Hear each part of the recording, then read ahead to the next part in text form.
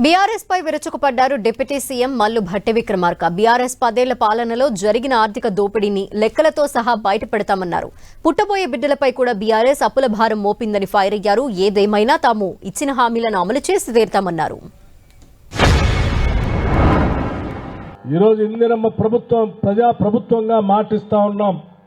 కాంగ్రెస్ ప్రభుత్వం తరఫు నుంచి ప్రజలకు ఏ వాగ్దానాలు అయితే చేసి వచ్చామో వాటన్నిటినీ నిజం చేస్తాం. ప్రజల కలల్ని వాస్తవ రూపంలో తీసుకొని వస్తామని కూడా ఈ సందర్భంగా మనం చేస్తా ఉన్నాం.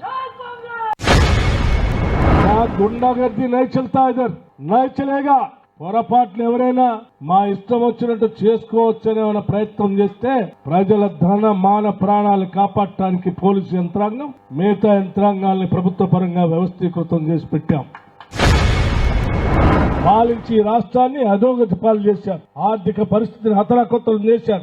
7 లక్షల కోట్ల అప్పు చేశారు. ఈ రాష్ట్రానికి వెలుగులు నింపాల్సిన కరెంటు వ్యవస్థని 1,00,000 కోట్ల పైబడి అప్పుల్లో నింపారు. ఏడ చూసినా దోపిడే, ఏది చూసినా అప్పే. ఇప్పుడు ఉన్నటువంటి వాళ్ళకి కాదు, పుట్టబోయే బిడ్డలను కూడా తాకట్టు పెట్టి అప్పులు తీసుకొచ్చారు ఈ రాష్ట్రం పైన. డ్రగ్స్ అనేది రాష్ట్రంలో ఎక్కడ ఎంటర్ కావటానికి వీల్లేదు. ఎక్కడ డ్రగ్స్ వాడినా అత్యంత కఠినంగా రాష్ట్ర ప్రభుత్వం నియంత్రిస్తుంది, చర్యలు తీసుకుంటుందని కూడా చెప్పాం.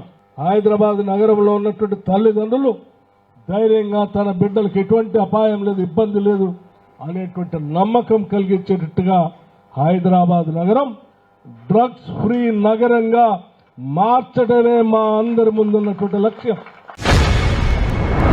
ఇంటికో ఉద్యోగం ఇస్తాం, ఊరికో బడి కడతాం, మండలానికో 3 LKG to PG వరకు రెసిడెన్షియల్ స్కూల్స్ పెడతామని చెప్పినటువంటి టీఆర్ఎస్ ప్రభుత్వం 3 ఎకరాల భూ పంపిణీ చేస్తామని చెప్పిన టీఆర్ఎస్ ప్రభుత్వం 10 ఏళ్లైనా చేయకపోగా 10 ఏళ్లు చేయనటువంటి వాళ్ళు మేము పట్టుమని 2 నెలలు కూడా కాలేదు.